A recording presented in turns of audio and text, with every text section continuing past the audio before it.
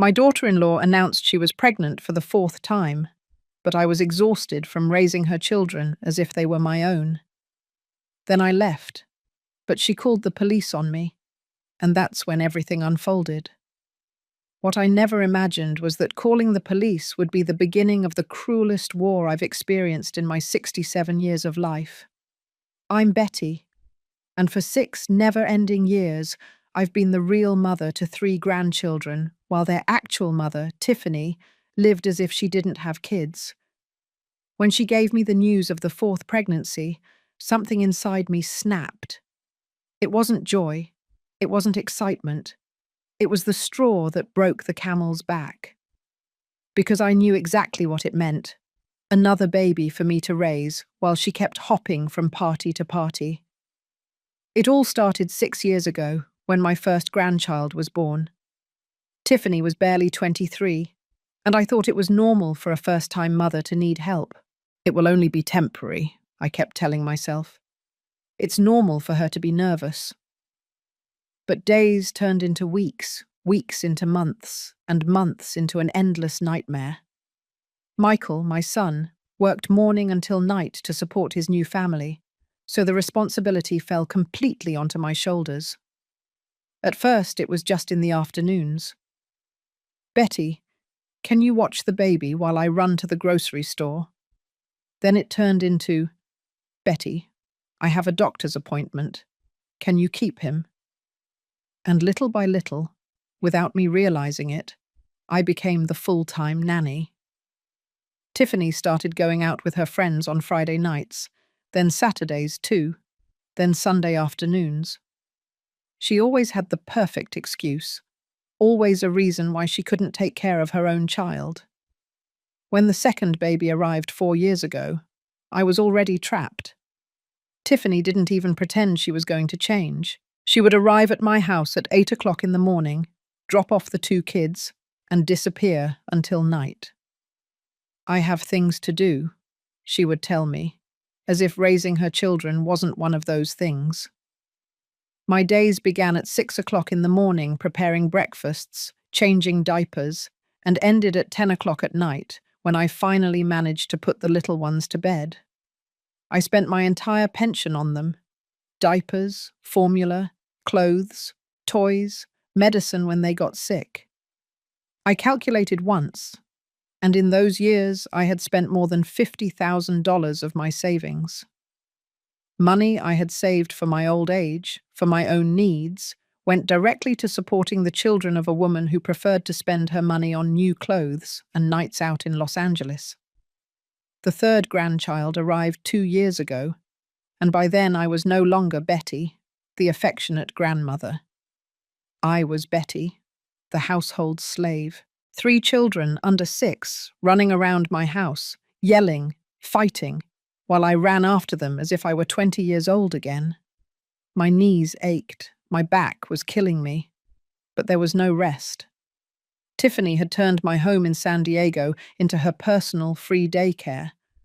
The worst part was that she acted as if she were doing me a favor by letting me watch my grandchildren, as if I should be grateful for the opportunity to raise them. Never a genuine thank you, never any recognition for everything I did. On the contrary, if I ever complained, she would reply, "But Betty, they're your grandkids. Don't you love them?" As if love meant I had to completely sacrifice my life for someone else's irresponsibility. My friends stopped inviting me to their get-togethers because I always had to decline. "I can't. I have the kids." My social life completely vanished. I couldn't go to the doctor without taking 3 little ones with me. I couldn't go shopping without carrying strollers and diaper bags. I couldn't even take a nap in the afternoons because someone was always crying, someone was hungry, someone needed attention. And there she was, at my doorstep, with a radiant smile, stroking her barely bulging belly, telling me, "Betty, we have wonderful news. We're having another baby." As if it were the greatest blessing in the world. As if she didn't see the permanent dark circles under my eyes. as if she didn't notice that I had aged 10 years in the shadows in the last 6. At that moment, something inside me broke forever. I couldn't do it anymore. When Tiffany finished giving me the wonderful news of her 4th pregnancy, I stayed silent for several minutes. She kept talking excitedly about names, about how the other children would be happy to have another little sibling, about how blessed she felt. But I could only think of one thing. I just couldn't do it anymore. My body, my mind, my heart, everything was at its limit. "You're not excited, Betty?" she asked when she noticed my silence. "You're going to have another beautiful grandchild." And that's when I exploded. I didn't yell, I didn't raise my voice. I simply told her with a calm I didn't recognize in myself, "Tiffany, I'm not going to watch this baby. I can't do it anymore." Her smile faded as if she had been slapped. "What do you mean you're not going to watch him? You're their grandmother," she replied, as if that was enough explanation for me to sacrifice another 3 years of my life. I explained to her that for 6 years I had raised her children while she lived like a single woman, that I had spent all my savings, that I had lost my health, that I no longer had a life of my own. But Tiffany wasn't listening. She just repeated over and over, "But they're your grandkids, Betty. You love them, right? A grandmother who loves her grandchildren does anything for them." It was her favorite manipulation, turning my love for the children into an obligation to serve her forever. That night, I couldn't sleep. I checked my finances again, and the reality was devastating. Of the $80,000 I had saved for my old age, I only had $28,000 left. I had spent $52,000 in 6 years raising the children of a woman who spent her money on designer clothes and dinners at expensive restaurants. While I was buying diapers with my pension, she was buying $300 handbags. The next day, Tiffany arrived as always at 8 o'clock sharp in the morning with the 3 children. But this time, I was waiting for her at the door. "No," I told her simply. "Not today."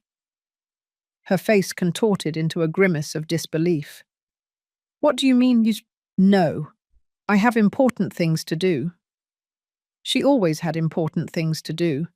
Going to the nail salon was important. Lunch with her friends was important. But raising her own children, that was never important. "Well, you're going to have to do those important things with your children," I replied, "because I'm not your free nanny anymore."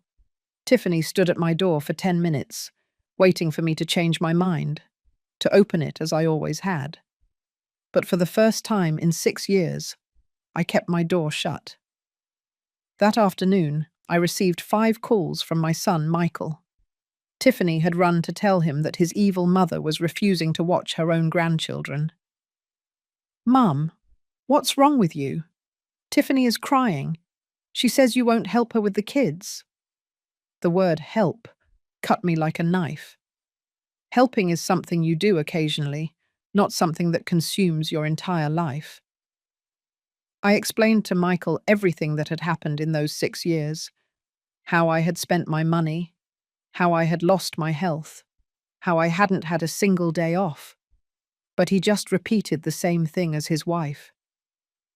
"But Mum, they're your grandkids. Don't you love them?"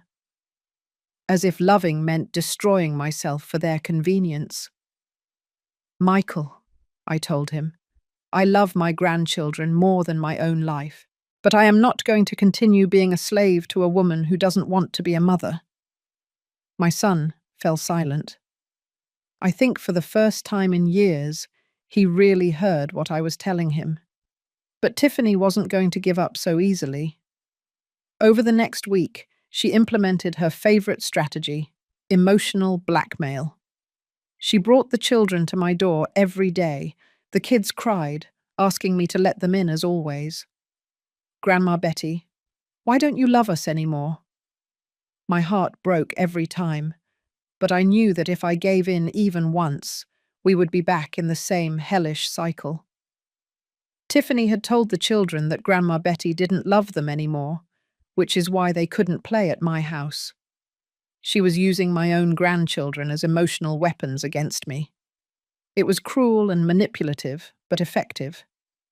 Every time I saw their sad little faces pressed against my window, I felt like I was the villain in the story. On Friday of that week, Tiffany showed up at my door with a new strategy. She was accompanied by her sister, Sharon, who started yelling at me as soon as she saw me. "You're a horrible grandmother. How can you abandon these innocent children?" Sharon knew nothing of what I had lived through for 6 years, but she felt entitled to judge me. "If you think it's so horrible for a grandmother not to watch her grandchildren," I replied, "then you can watch them. Tiffany can bring them to your house every day." Sharon immediately fell silent. It was easy to judge from the outside, but no one really wanted to take responsibility. That night, while I was having dinner alone in my house for the first time in 6 years, feeling that strange mix of freedom and guilt, the doorbell rang. It was 9 o'clock at night. I opened the door and there they were, 2 police officers, with Tiffany standing behind them with a triumphant smile. "Ma'am Betty," the senior officer said to me, "we received a complaint of child neglect. This woman says you refuse to watch your grandchildren and that the children are in danger." My world stopped. Tiffany had called the police. She had gone so far as to involve the authorities because I refused to be her slave. "Officer," I said with all the dignity I could muster, "those children are not neglected. They are with their parents, where they should be. I am the grandmother, not the mother. I have no legal obligation to care for someone else's children." But Tiffany had already prepared her version of events. According to her, I had been the primary caregiver for years and had now abruptly abandoned the children without explanation. The police officers explained that while there was nothing illegal about my decision, they wanted to make sure the children were okay. I had to show them messages, photos, any evidence that Tiffany was a negligent mother who had abused my kindness for years. When the officers left, after confirming that the children were safe in their own home with their parents, Tiffany remained standing at my door. Her triumphant smile had disappeared. "This isn't going to end here, Betty," she told me in a cold voice I had never heard from her. "I'm going to show you who has the power here." And that's when I knew the war was just beginning. After that night with the police, I thought Tiffany would calm down and understand that she couldn't keep manipulating me. How naive I was. What followed were the 3 most hellish weeks of my life, where I discovered how far a person can go when they lose control over someone they had been exploiting for years. The day after the police visit, Tiffany implemented her new strategy: total siege. At 6 o'clock in the morning, the messages started arriving on my phone. "Betty, the baby is crying and I don't know what to do. I need you to come over. Betty, I don't have money to buy formula. The children are going to starve. Betty, I'm pregnant and I feel sick. I can't watch 3 children alone." Each message was more dramatic than the last. According to Tiffany, if I didn't give in, the children would die of hunger, they would get sick, they would suffer psychological trauma. Everything was my fault for being a selfish grandmother who cared more about her comfort than her grandchildren's well-being. I received between 20 and 30 messages daily, all full of manipulation and emotional blackmail. But the worst part came when she started using the children as messengers. She sent them to knock on my door with little cards that read things like, "Grandma Betty, Mummy says you don't love us anymore. Is it true you don't want us?" Imagine the pain of reading those words written in the shaky handwriting of a 5-year-old child. Tiffany had turned my own grandchildren into soldiers in her psychological war against me. One afternoon, the 4-year-old showed up alone at my door, crying. "Grandma, Mummy says if you don't come watch us, Daddy is going to leave the house, and we'll be left with no money. It was a lie, of course. But how do you explain that to a 4-year-old? I hugged her. I comforted her. But I didn't open my door. I knew that if I did, we would be back in the same vicious circle. That night, I received a call from Michael that broke my heart. Mum, Tiffany is really bad.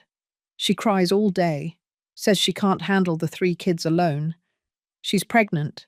She's stressed. The kids are suffering too. They ask about you all the time. My son sounded desperate, exhausted. For the first time, he was realizing what I had been carrying for 6 years. Michael, I told him, if Tiffany can't watch 3 children, why did she decide to have a 4th? If she's so overwhelmed, why did she never stay home to watch them herself all these years? My son had no answers. He just repeated that he needed me to be understanding and help the family. But understanding had run out a long time ago. For 6 years, I was more than understanding. I was a saint. I understood when Tiffany needed time for herself. I understood when she went on a trip with friends, leaving me with sick children. I understood when she spent the diaper money on new shoes. I had no more understanding left to give. The following week, Tiffany escalated her campaign. She started calling all my relatives, telling them her distorted version of events. According to her, I had gone crazy overnight and had cruelly abandoned my grandchildren. She didn't mention the 6 years of exploitation. She didn't talk about all the money I had spent. She didn't talk about her constant outings while I raised her children. My sister-in-law, Susan, called me, scandalized. Betty, what is wrong with you? Tiffany told me you said you weren't going to watch the kids anymore. Those poor babies need you. When I tried to explain the real situation, she cut me off. Don't give me excuses. A grandmother should always be there for her grandchildren. It was easy to judge from the comfort of her own home, without having lived a single day of what I had lived. Other relatives started avoiding me. At family gatherings, I felt their looks of disapproval, their whispers behind my back. Tiffany had managed to paint me as the villain in the story, as an unnatural grandmother who had abandoned innocent children out of pure selfishness. But what truly devastated me was when my own sister, Sharon, confronted me. Betty, you are always proud, but this is too much. Those children are not to blame for the problems between you and Tiffany. They need you. When I tried to explain everything I had been through, she told me, we all have problems, Betty. But when it comes to children, you sacrifice. Sacrifice? Hadn't 6 years of my life been enough sacrifice? Hadn't $52,000 of my savings been enough sacrifice? Hadn't losing my health, my social life, my freedom been enough sacrifice? But no one wanted to hear that. They only wanted me to continue being the perfect grandmother who kept quiet and put up with everything. Tiffany also started a campaign on social media. She posted photos of the children with sad faces and captions like, "When the people you love most turn their backs on you in the hardest moments." Pregnant and alone, but God never abandons his children. She didn't mention my name directly, but everyone knew who she was talking about. Tiffany's friends started commenting on those posts with messages of support. "Oh, friend, how awful that your family isn't supporting you. The kids aren't to blame. May God forgive whoever is making them suffer." A true grandmother would never abandon her grandchildren. Each comment was like a stab in my heart. But the worst came when Tiffany decided to show up at my job. Yes, she went to the office where I worked part-time as a receptionist, bringing the 3 children in dirty clothes, with faces that looked like they hadn't eaten breakfast. She sat in the waiting room and started crying dramatically while the children shouted, "We want Grandma Betty!" My co-workers didn't know where to look. The scandal was such that my boss had to call me into his office. "Betty, I don't know what family problems you have, but you can't bring this drama into the workplace. I had to explain the whole situation, feeling the deepest humiliation of my life. A woman of 67 years having to justify why she didn't want to continue being exploited by her daughter-in-law. That night, when I got home after one of the most humiliating days of my life, I found Tiffany waiting for me at my door. But this time she wasn't alone. She had a man in a suit with her who introduced himself as her lawyer. "Ma'am Betty," the lawyer told me in a professional but threatening voice, "my client has informed me that you have been providing childcare for years and have now abruptly abandoned that responsibility, putting the children at risk.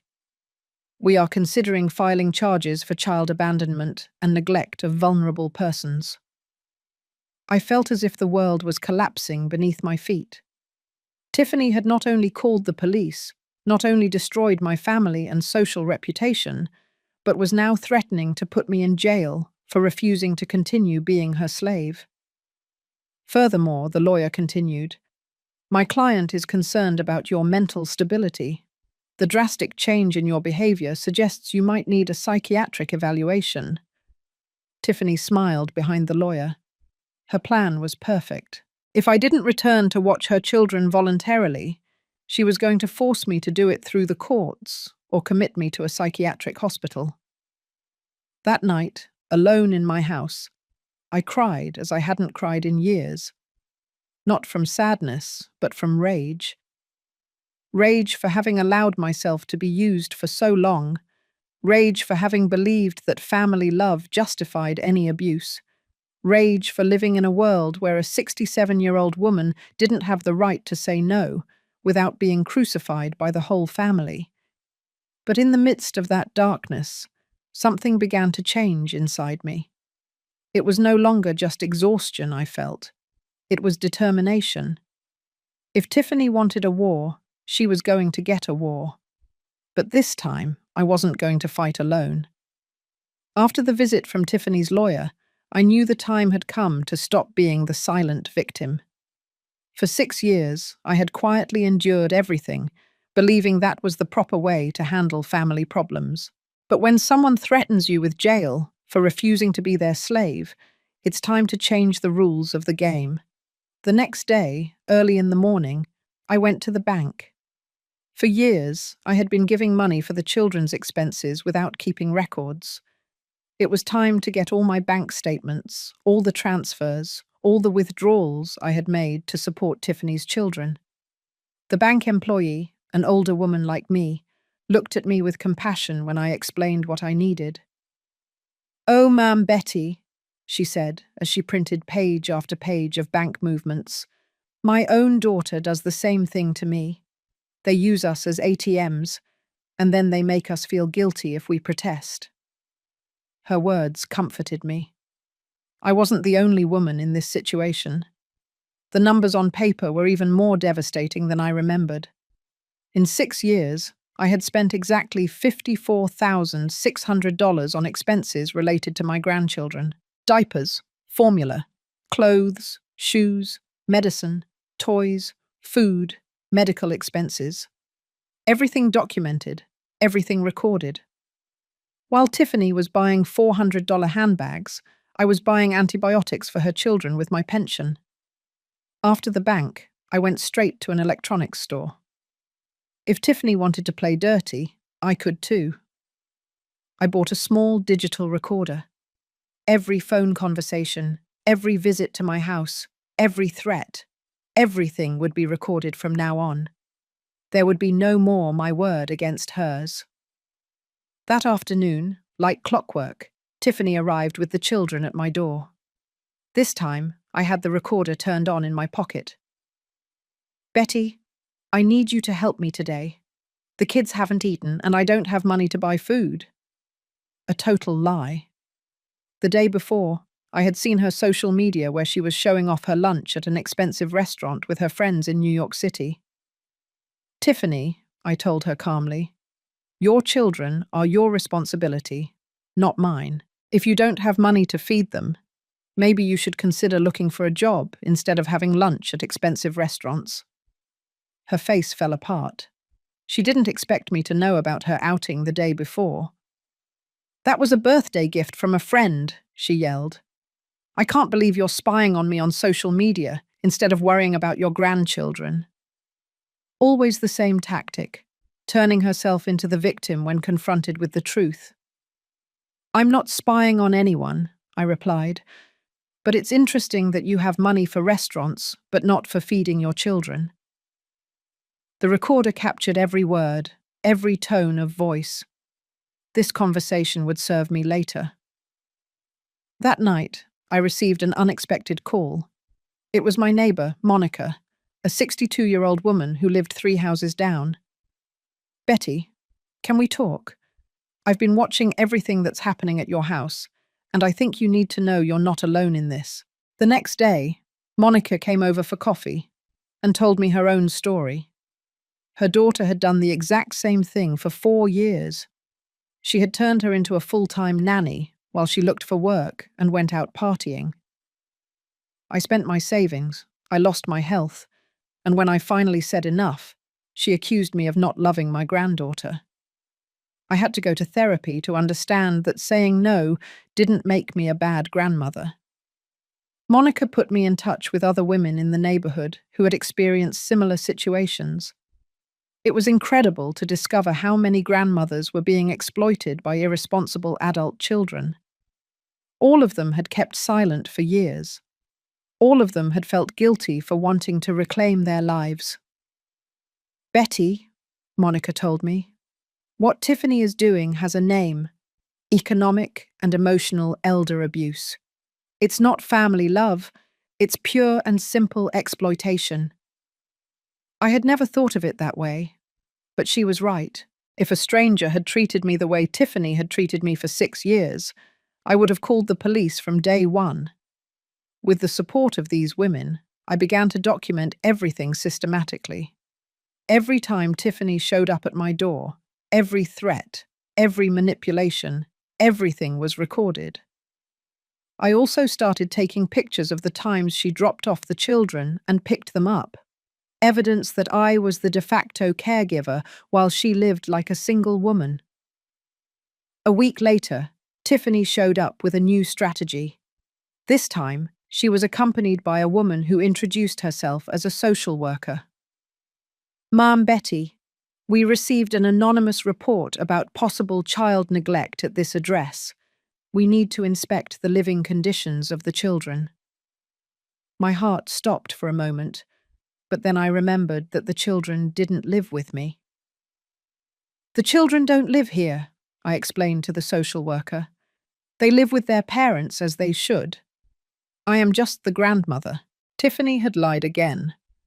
She had told social services that the children lived with me to create more problems. The social worker apologized for the confusion and left, but Tiffany remained. "I told you this wasn't going to end here, Betty. I can make your life impossible until you come back and watch my children." Her mask had completely fallen. She was no longer pretending it was about the children's well-being. It was pure vengeance for having lost her personal slave. "Tiffany," I told her with a calm that surprised myself, "you can bring all the lawyers, social workers, and police you want, but I'm not raising your children anymore. Find a daycare, hire a nanny, or better yet, stay home and be the mother you should have been from the beginning." Her response was predictable. "You're a horrible grandmother. The children are going to grow up hating you for this." It was her last resort, the threat that I would lose my grandchildren's love. But Monica had already prepared me for this.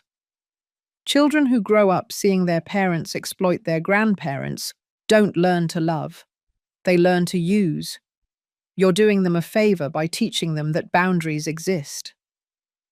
That night, as I reviewed all the evidence I had collected, I felt something I hadn't felt in years: hope. I was no longer alone in this battle. I had documentation, I had witnesses, I had emotional support.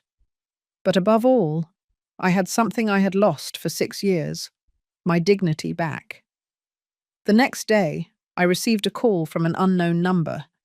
It was Joe, a lawyer specializing in elder rights, whom Monica had recommended to me.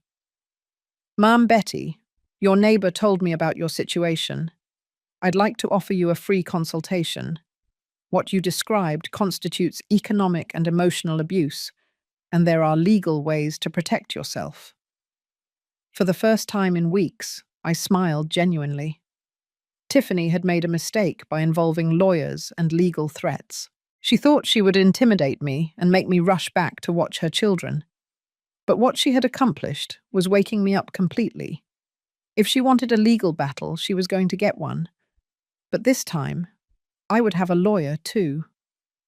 During the consultation with Joe, I learned that I had more rights than I imagined.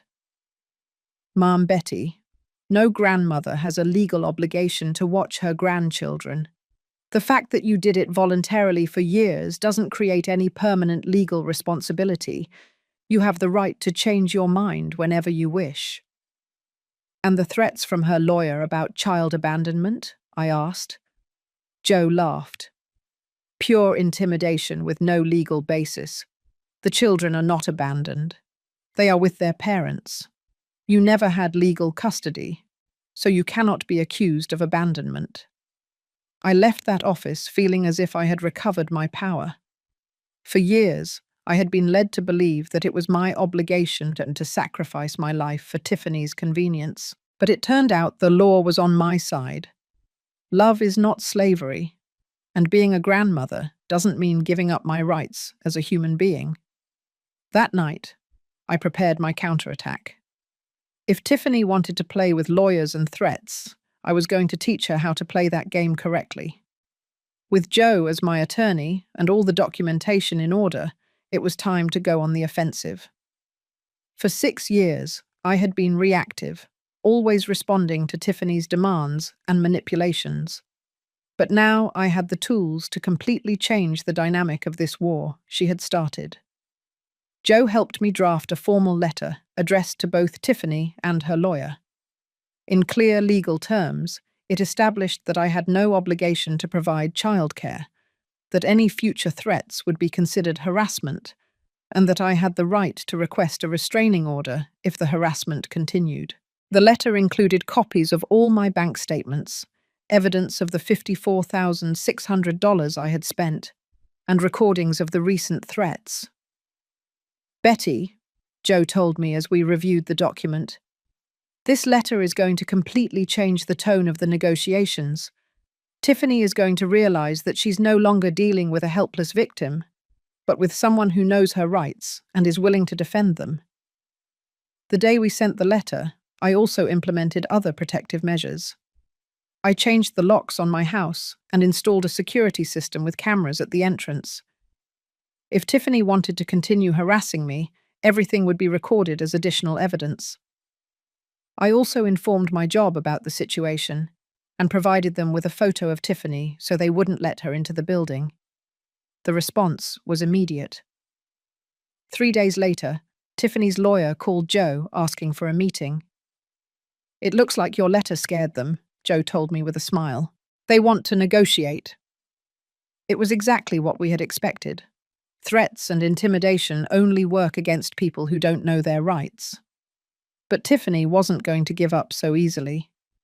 When she realized that the legal tactics weren't working, she escalated to something much more personal and cruel.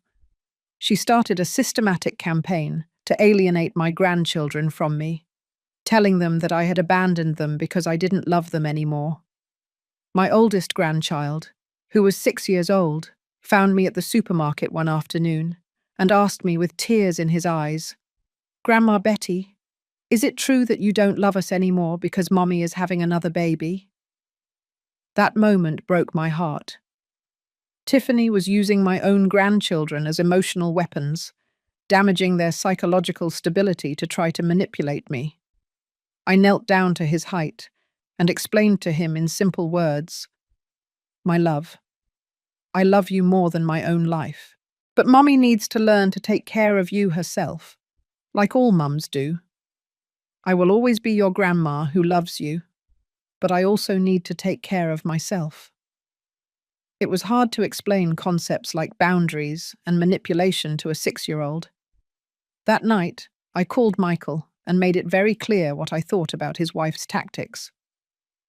Michael, if Tiffany keeps using the children as emotional weapons, I'm going to request that a child psychologist evaluate the damage she is causing them. No child should be manipulated that way.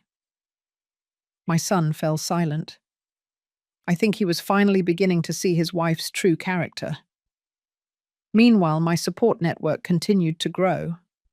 Monica introduced me to other grandmothers who had been through similar situations, and together we started a small support group that met on Wednesday afternoons.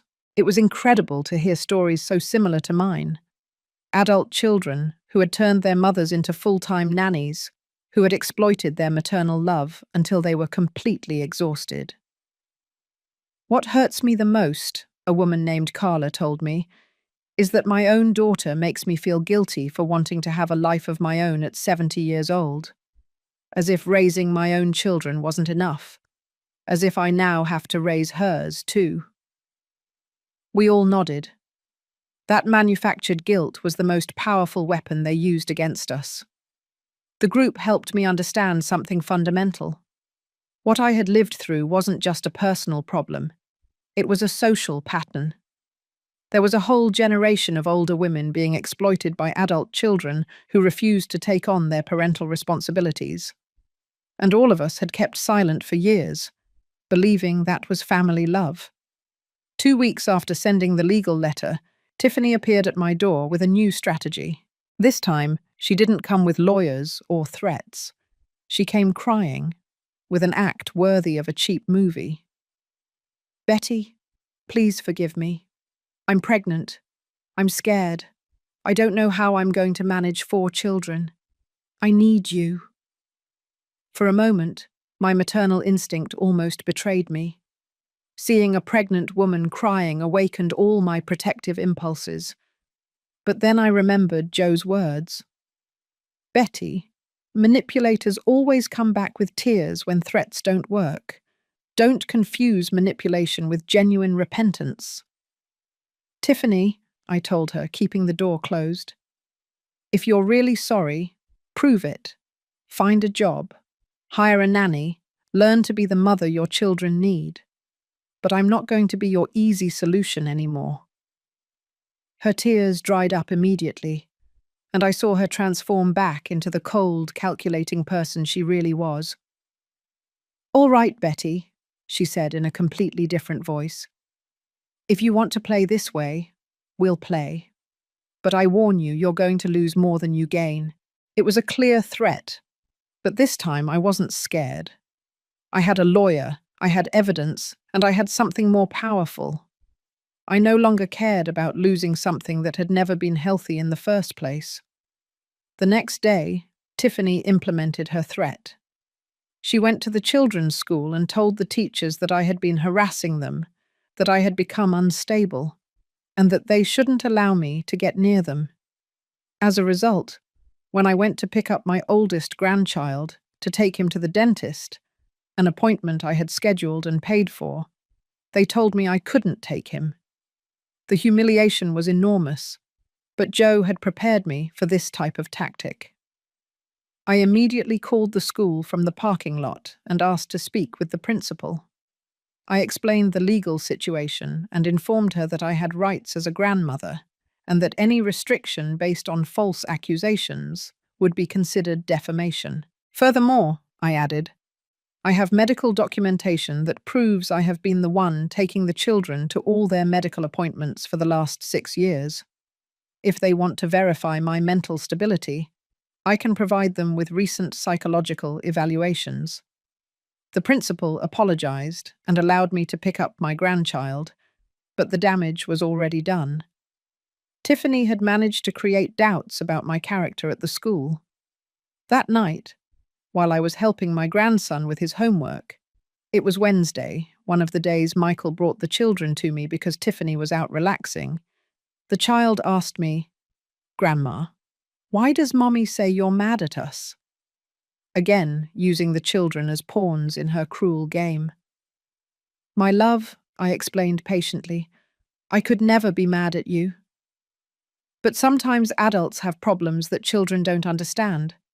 The only thing you need to know is that I love you and I always will. But inside, my heart was breaking to see how Tiffany was psychologically damaging her own children to get her way. That night, I made a decision that would change everything. I was no longer going to play defensively. If Tiffany wanted an all-out war, where she used the children as weapons and publicly defamed my character, then I was going to expose the whole truth.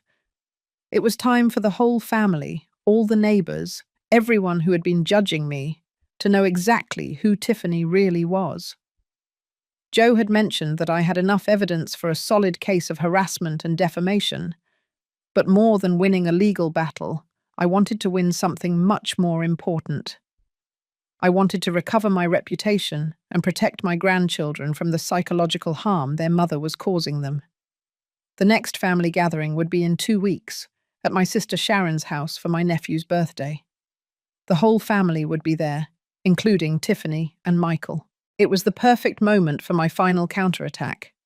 During the 2 weeks leading up to my nephew's birthday, I meticulously prepared what would be my moment of truth.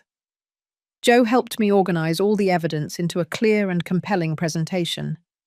Bank statements, audio recordings, text messages, testimonies from the children's teachers. Everything was perfectly documented and organized chronologically. "Betty," Joe told me as we reviewed the materials, "you have one of the most solid cases of economic and emotional elder abuse I've ever seen. Any judge who sees this evidence would immediately understand what you have lived through." But my goal wasn't to go to trial. My goal was for my own family to understand the truth before it was too late. I also prepared something else. A detailed report of all the expenses I had incurred for 6 years, not just the money, but the time. I calculated that I had dedicated an average of 12 hours daily to watching the children, which was equivalent to approximately 26,000 hours of unpaid labor. If I had been a professional nanny, I would have earned close to $300,000 for those services. The night before the family gathering, Monica came to keep me company while I finished organizing everything. "Are you sure you want to do this, Betty? Once you say everything, there's no turning back." She was right. Publicly exposing Tiffany was going to create a definitive rupture in the family, but I had already made my decision. "Monica," I replied, "for 6 years, I have kept silent while she slowly destroyed me. I have allowed them to paint me as the villain while she presents herself as the victim. No more. If they are going to judge me, let it be for the complete truth, not for Tiffany's lies." The day of the birthday, I arrived early at Sharon's house in Denver, Colorado. I wanted to talk to her before the others arrived. My sister greeted me with obvious coldness. Tiffany had done an excellent job poisoning the family against me. "Betty, I hope you come with a better attitude today. This is my son's birthday. I don't want drama." "Sharon," I told her calmly, "I just want you to know that today you are going to hear things you might not expect. But everything I am going to say is the truth, and I have evidence to back it up."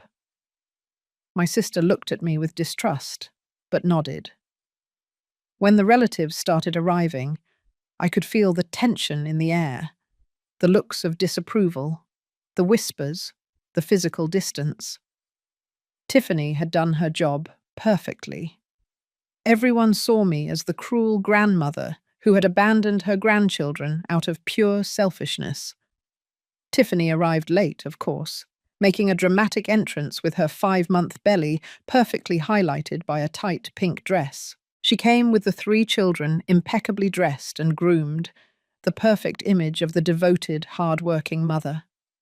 Michael carried bags of expensive gifts, showing how generous the family was despite my cruelties. During the first hour of the party, Tiffany dedicated herself to reinforcing her narrative. Subtle but poisonous comments. "Oh, it's so nice that Betty could come. The kids miss her so much. It's so hard watching 3 children alone. especially being pregnant, but a person does what she has to do for love. I hope someday Betty remembers how important family is. Each comment was like a stab, but I remained serene. I knew my moment would come. Meanwhile, I observed the reactions of the relatives. Some nodded understandingly at Tiffany's comments. Others looked at me with a mixture of disappointment and pity. Only my brother-in-law, Robert, seemed uncomfortable with the whole situation. The moment came when Sharon asked for attention to make a toast to her son. When she finished, I stood up. Family, I would also like to say a few words. I know many of you have heard one version of what has happened between Tiffany and me. Today, I want you to hear the complete version, with evidence. The silence that followed was so dense you could cut it with a knife. Tiffany looked at me with poorly disguised panic. Michael looked confused. The other relatives seemed uncomfortable but curious. I began by telling them the complete truth of the last 6 years. Not just the facts, but the real numbers. For 6 years, I have spent $54,600 of my savings supporting Tiffany's children. I have all the bank statements here to prove it. I took out the folders of documents and began showing them the evidence. I have worked an average of 12 hours daily as an unpaid nanny, which is equivalent to a full-time job with no days off, no vacations, no bonuses. The relatives' faces began to change. The numbers didn't lie. I continued, showing them the audio recordings where Tiffany threatened me, the text messages where she emotionally blackmailed me, the photos of her at expensive restaurants while I bought medicine for her children with my pension. Here you have evidence that while I was spending my savings on diapers, she was buying $400 handbags. Tiffany tried to interrupt. Betty, this is ridiculous. You're exaggerating everything. But I kept speaking, keeping my voice calm and presenting evidence after evidence. The receipts for medicine, the pediatrician bills that I had paid, the testimonies from the teachers, that I was the one who attended all the school meetings. And when I finally said I couldn't do it anymore, I continued, Tiffany threatened me with lawyers, called the police alleging child abandonment, went to my job to publicly humiliate me, and told the children that I didn't love them anymore to emotionally manipulate me. The silence in the room was deafening.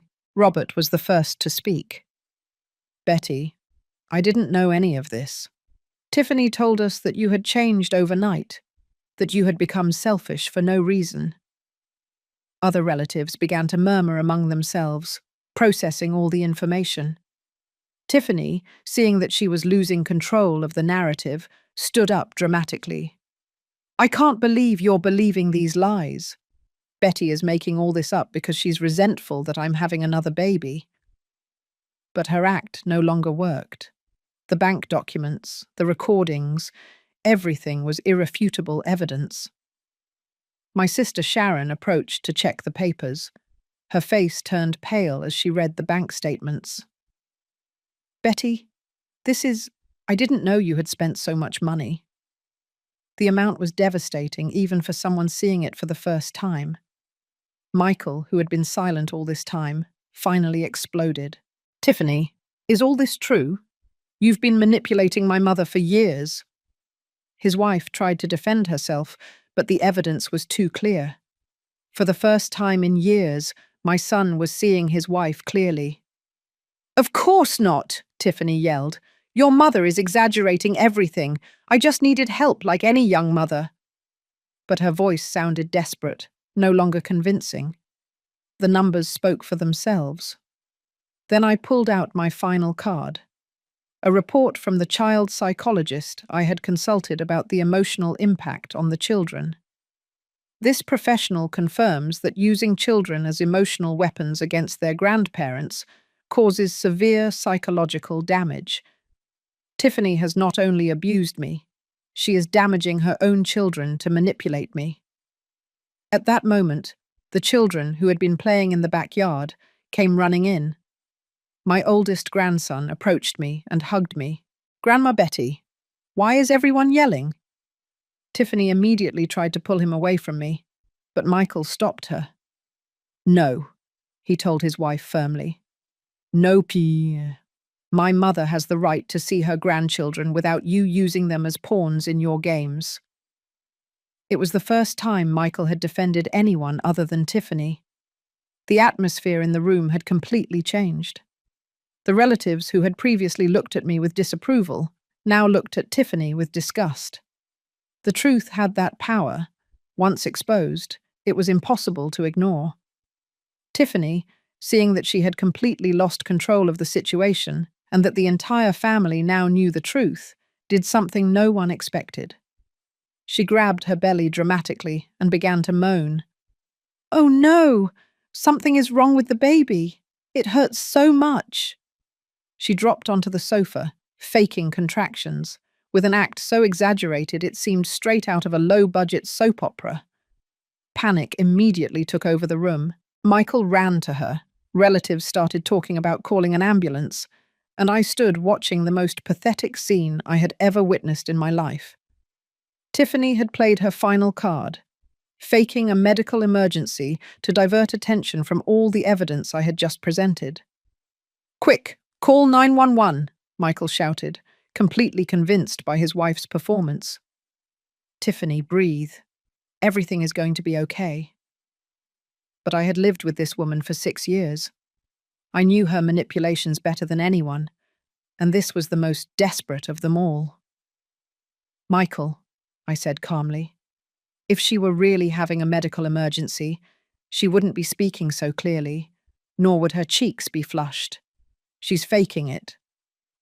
My comment caused several relatives to look at me in horror. How could I be so cruel as to accuse a pregnant woman of faking an emergency? But Robert, who is a retired doctor, approached to examine her. "Tiffany, let me check your pulse and blood pressure," he said professionally. She immediately became nervous. "I don't need you to check me. I need to go to the hospital."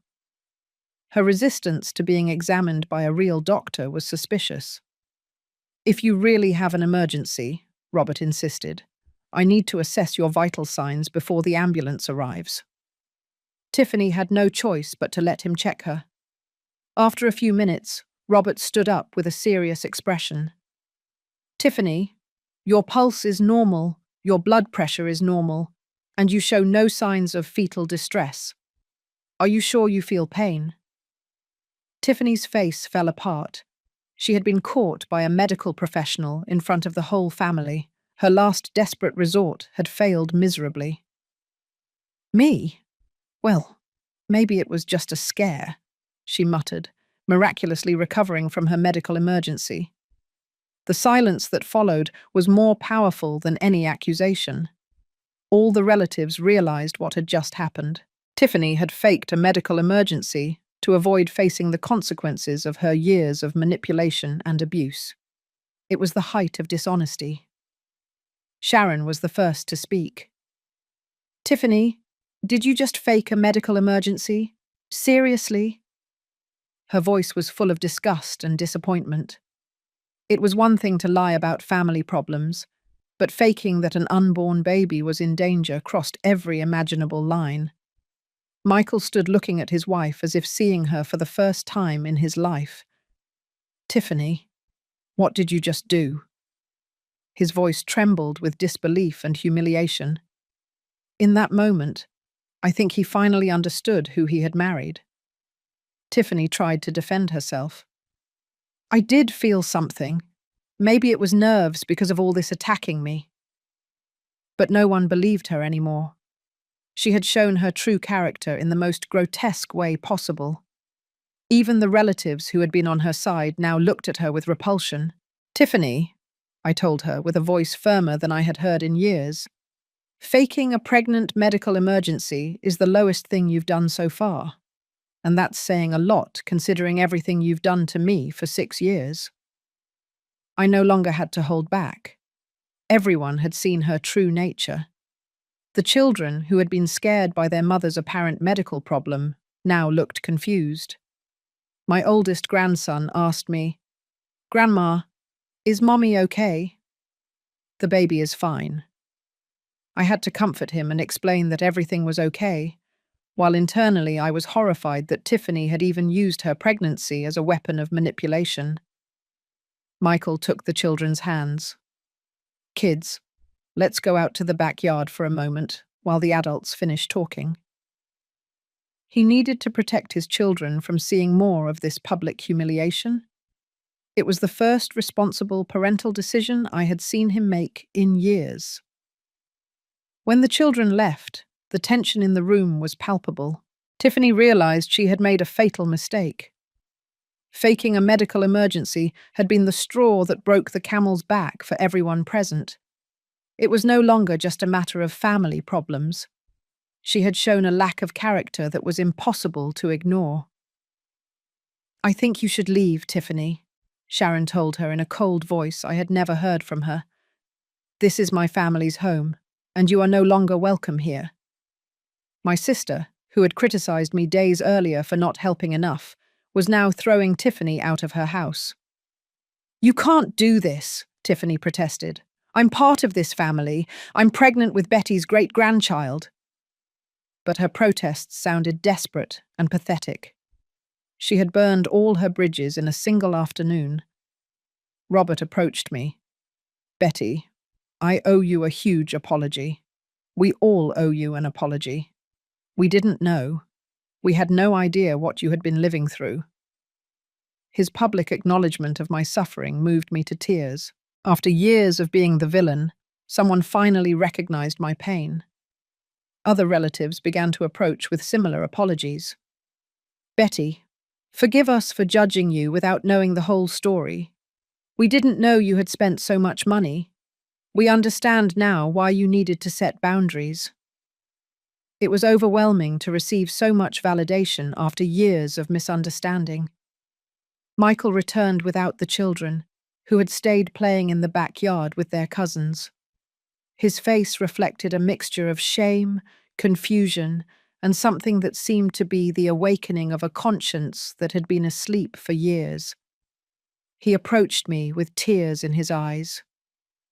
"Mom," he said in a broken voice, "I'm so sorry I didn't believe you. I'm so sorry I didn't see what Tiffany was doing to you. I'm so sorry I allowed you to sacrifice your life for my family." It was the first time in years that my son spoke to me as a son and not as Tiffany's husband. Tiffany, seeing that she had lost even her own husband, made one last desperate attempt. "Michael, you can't believe your mother. She's exaggerating everything. I just needed help like any mother." But her words no longer held power. Everyone had seen the evidence. Everyone had witnessed her pathetic performance. "Tiffany," Michael told her with a firmness that I had never heard from him, "no more. Mum is right. You have taken advantage of her for years, and I have been an accomplice by allowing it. This ends today." It was incredible to see my son finally find his backbone after years of being manipulated. "What does that mean?" Tiffany asked with panic in her voice. She realized she was losing not only the extended family, but possibly her own husband. Her kingdom of manipulation was completely crumbling.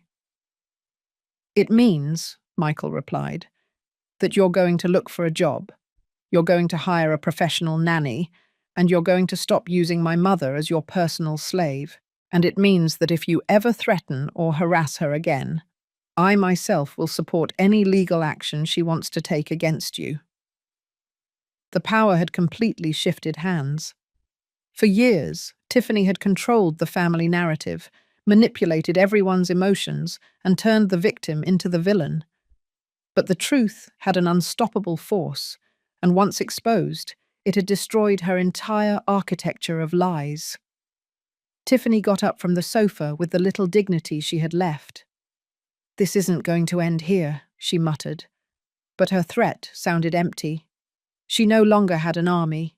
She no longer had allies. She no longer had power. She was just a pregnant woman who had been exposed as the manipulator she really was. When she left, taking with her the remnants of her destroyed credibility, the silence in the room was different. It wasn't the uncomfortable silence of a secret, but the liberating silence of the truth, finally spoken. After Tiffany walked out of Sharon's house, humiliated, the family atmosphere completely changed.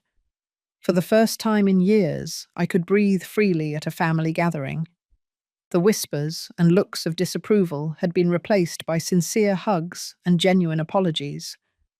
But I knew this was only the beginning. Tiffany wasn't going to accept this public defeat without attempting some kind of final revenge. Over the following weeks, things changed dramatically in my family. Michael started bringing the children to me regularly, but not so I would watch them while he worked, but so we could spend quality time as grandmother and grandchildren. "Mum," he told me one day, "I want my kids to have a normal relationship with you, not an exploitative one." It was beautiful to be able to play with my grandchildren without feeling the weight of total responsibility on my shoulders. I could read them stories without worrying about changing diapers all night. I could take them to the park without agonizing over medical expenses. For the first time in 6 years, being a grandmother was a joy and not a burden. Michael also started telling me things he had previously kept secret. "Mum, Tiffany always told me that you enjoyed watching the kids, that you felt useful doing it. She told me that if we took that responsibility away from you, you would feel rejected and depressed." It was incredible to discover how Tiffany had manipulated even my own son's perceptions of my feelings.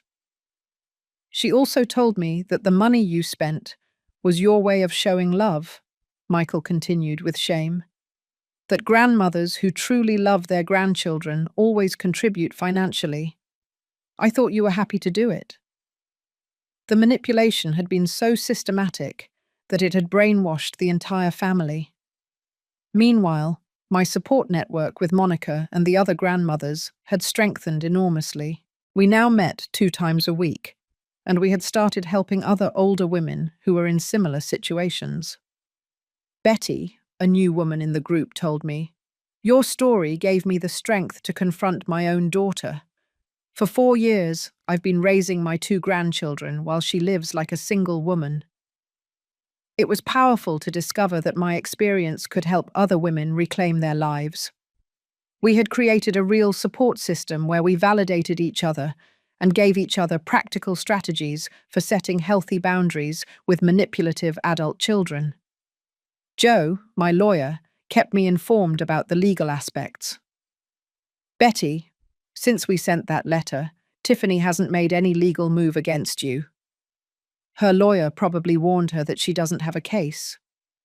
In fact, if she continues to harass you, we have a solid case against her." It was reassuring to know that the law was on my side. But Tiffany hadn't completely disappeared. Michael told me that the situation at home was unbearable. "Mum, since what happened at Aunt Sharon's house, Tiffany is furious. She blames everyone but herself. She says the family betrayed her, that you manipulated her with lies, that everyone is unfair to her." Her ability to distort reality was truly impressive. "But the worst part," Michael continued, "is that now that she has to watch the children herself, she's realizing how difficult it really is. The kids cry for you all the time. They ask when they can stay with you again. She doesn't know what to do with them." The irony was perfect. After years of taking my labor for granted, she finally understood its value. One afternoon, 3 weeks after the family confrontation, I received an unexpected call. It was my sister-in-law, Jane, Michael's sister, who lived in another city.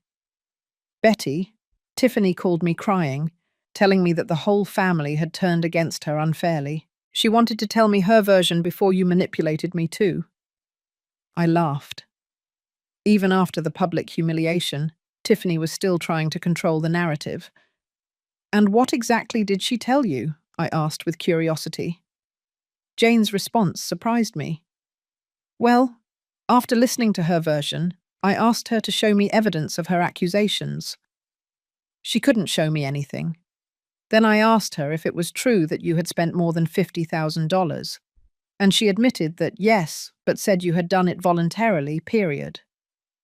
Jane, I told her, slave labor is also technically voluntary at first, but that doesn't make it any less abusive.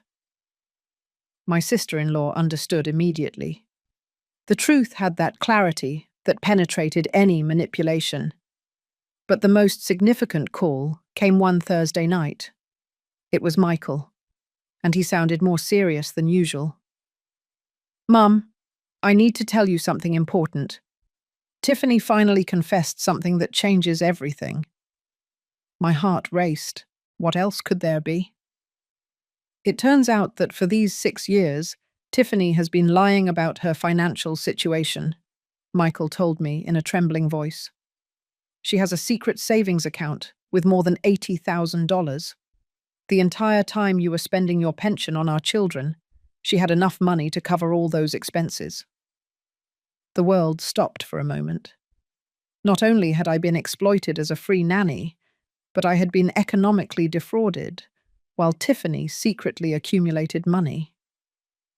"How did you discover this?" I asked, trying to control my indignation. "I was reviewing some papers for the baby's insurance when I found the bank statements," Michael explained. "When I confronted her, she first denied everything, then said it was money from her family, but finally admitted that she had been saving it for emergencies while you were paying for everything for the children." The betrayal was even deeper than I had imagined. For years, while I worried about not having enough money for medicine or diapers, Tiffany had a hidden fortune. She had turned my maternal love into her personal enrichment plan. "Michael," I told him with a calm I didn't feel, "I want you to document that bank account. This is no longer just emotional abuse. It's economic fraud." My son promised to get all the information. For the first time, he was completely on my side.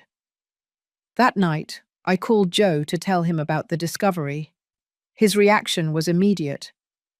"Betty, this changes everything legally. If she had economic resources and allowed you to spend your savings while feigning necessity, we have grounds for a lawsuit for fraud and financial elder abuse. This is a federal crime." The irony was incredible. Tiffany, in her eagerness to control and manipulate, had made mistakes that could now result in serious legal consequences. Her greed and dishonesty had finally been completely exposed. The next day, Michael came to my house in New York with a folder full of documents. Bank statements, transfers, even receipts for expensive purchases Tiffany had made while I was spending my savings. "Mum, there's more. I also discovered that she has been selling some of the toys and clothes you bought for the children. She sold them online and kept the money." It was the height of dehumanization. Not only had she abused my love and my money, but she had turned the gifts for my grandchildren into her personal source of additional income. She was a person with no moral limits.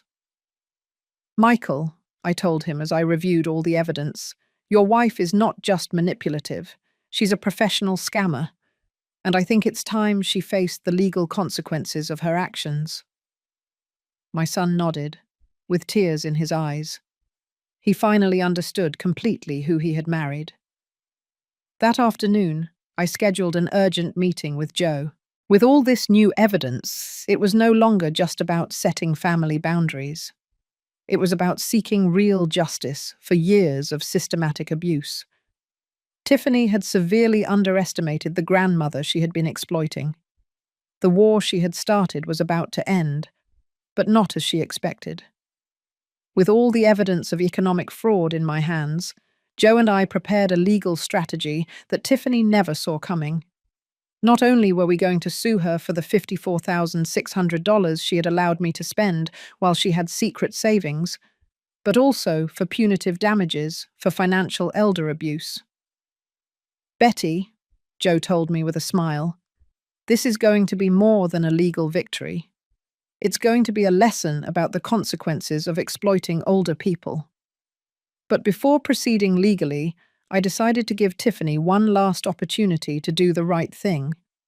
I asked Michael to organize a family meeting on neutral ground, Joe's office. I wanted her to see all the evidence of her fraud and give her the opportunity to return the money and genuinely apologize before things escalated to court. The meeting was exactly what I expected. Tiffany arrived with her lawyer, maintaining her air of a misunderstood victim until the last moment. "I don't understand why we need lawyers to solve family problems," she began with her usual sweet voice. But when Joe placed all the bank statements from her secret account on the table, her face completely fell apart. "Tiffany," I said, looking her directly in the eyes, "for 6 years, you allowed me to spend my savings while you secretly accumulated more than $80,000. This isn't a family conflict. It's economic fraud." Her lawyer quickly reviewed the documents, and his expression turned serious. He knew his client was in serious legal trouble. Those savings were for emergencies," Tiffany stammered. "I didn't know Betty was spending so much money." Lie after lie, even when the evidence was irrefutable. Her inability to take responsibility was pathological. Joe intervened professionally. "Ms. Tiffany, we have documentation that you knew exactly how much money Mom Betty was spending, because there are text messages where you specifically asked her to buy expensive things for the children. We also have evidence that you sold the gifts she bought and kept the money." Tiffany's lawyer whispered something in her ear, and she turned even paler. "What? What do you want me to do?" she finally asked, her arrogance replaced by real panic. For the first time in years, she realized there were real consequences for her actions. "We want full restitution," I replied firmly. "The $54,600 you made me spend, plus interest, plus a public apology to the entire family for the lies you spread about me. If you accept this voluntarily, we will not proceed with criminal charges." Tiffany looked at her lawyer, searching for some way out, but he shook his head. "Ma'am, my recommendation is that you accept the agreement. The evidence against you is overwhelming, and the charges for financial elder abuse can result in jail time." Reality finally hit her like a bucket of cold water. "I don't have $80,000 liquid," she murmured. "I would have to sell some investments." It was incredible. Even at this moment, she was still trying to minimize what she had done. It wasn't her investments she had to sacrifice. It was my stolen money she had to return. Michael, who had been silent throughout the meeting, finally spoke. "Tiffany, you are going to return every single penny you stole from my mother. And if you don't have the liquid money, you're going to sell whatever is necessary to get it." My son had finally found his voice and his backbone. "Steal?" Tiffany protested. "I never stole anything. She gave that money voluntarily." Even when faced with irrefutable evidence, she remained incapable of admitting the truth. Her disconnect from reality was truly impressive. Allowing someone to spend their savings under false pretenses while you have your own resources is fraud, Joe explained patiently. The fact that the victim gave the money voluntarily does not change the criminal nature of the deception. The words victim and criminal seemed to hit her physically. After 2 hours of tense negotiations, Tiffany finally accepted the terms. She would return the $54,600 in 3 payments over the next 6 months, make a public written apology to the entire family, and sign an agreement acknowledging that she had financially abused me for years. But the most important thing for me was not the money. It was seeing how, for the first time in 6 years, Tiffany had to face the real consequences of her actions. She could no longer manipulate. She could no longer lie. She could no longer turn herself into the victim. The truth had come out, and justice was being served. 6 months later, when I received the final restitution payment, my life had completely changed. I had recovered not only my money, but my dignity, my family, and my peace of mind. Michael had divorced Tiffany and had shared custody of the children. "Mum," he told me, "when I got married, I thought I had found a life partner. It turns out I had married a professional scammer." The children now came to visit me 2 times a week, but as normal grandchildren visiting their grandmother. We played, we cooked together, I taught them new things, and when they got tired or misbehaved, I returned them to their father. It was exactly as it should have been from the beginning. My support group with Monica and the other grandmothers had grown to include more than 20 women. We had helped dozens of grandmothers establish healthy boundaries with abusive adult children. "Betty," a new woman told me, "your story saved my life. I had been exploited by my daughter for 8 years and thought it was normal." I had also started giving talks at community centers about elder abuse. It was important for other women to know that family love does not justify exploitation, that being a grandmother does not mean giving up all your rights as a human being, and that it is never too late to reclaim your dignity. As for Tiffany, the consequences of her actions continued long after the legal agreement. Her reputation in the family was destroyed forever. No one trusted her, no one wanted to be near her, and her social support network had completely disappeared. She had lost her husband, the respect of her children, and the place she had held in our family. The 4th baby was born 3 months after the divorce, and Tiffany found herself being a single mother of 4 children, without the support network she had abused for years. Michael religiously paid child support, but there was no longer a slave grandmother to watch them for free, no longer extra money from my savings, no longer emotional backing from the family. "It's ironic," Monica commented to me one afternoon while we were having coffee. "She spent years telling you that grandmothers who truly love their grandchildren make any sacrifice. Now she's learning what it really means to sacrifice for your children without exploiting anyone else." A year after this whole ordeal, I received an unexpected letter. It was from Tiffany, handwritten, asking for genuine forgiveness for the first time. "Betty," the letter said, "now that I am raising my 4 children alone, I finally understand what I did to you all those years. There is no excuse for having abused your love and generosity. I understand if you can never forgive me." I kept the letter in my desk without replying. Maybe someday I could forgive her, but the forgiveness would have to be for my own peace of mind, not for her benefit. I had learned that my kindness was not weakness, that my love was not an obligation, and that my forgiveness was not automatic. Now, at 68 years old, I have something I hadn't had in years, a life of my own. I travel with my friends, I take painting classes, I read the books I want to read, I sleep the hours I need to sleep. I love my grandchildren deeply, but that love no longer enslaves me. I have learned that true love includes healthy boundaries, mutual respect, and reciprocity. The most important lesson I learned is that it's never too late to reclaim your dignity. No matter how many years you've allowed yourself to be mistreated, no matter how much guilt they've made you feel, you can always decide that enough is enough. Old age is not synonymous with obligatory sacrifice, and being a grandmother does not mean giving up being a person. Today, when other women tell me stories similar to mine, I tell them the same thing I wish someone had told me 6 years ago. Your love for your grandchildren is beautiful, but don't let anyone turn it into your prison. You deserve respect, you deserve boundaries, and you deserve to live your own life. True love never requires you to destroy yourself. And that, finally, is the truth that set me free.